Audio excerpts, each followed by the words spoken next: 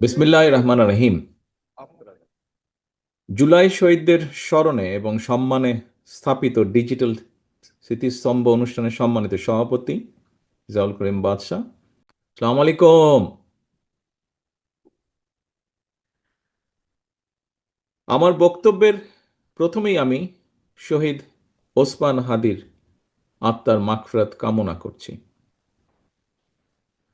প্রিয় সহকর্মীবৃন্দ, আমাদের যে এই আজকের অনুষ্ঠানটি, এই অনুষ্ঠানটি কি আমরা নাম কি দিয়েছি? আমরা নাম দিয়েছি যে জুলাই শহীদদের স্মরণে স্থাপিত ডিজিটাল স্মৃতিস্তম্ভ।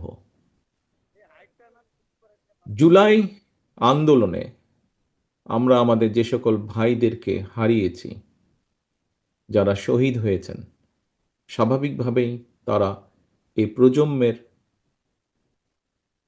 তরুণ সদস্য ছিলেন। এই প্রজন্মের বা এই যুগের অন্যতম আবিষ্কার বা অন্যতম খুব পপুলার একটি মাধ্যম হচ্ছে আইটি মাধ্যম, ইন্টারনেট যেটিকে আমরা বলি।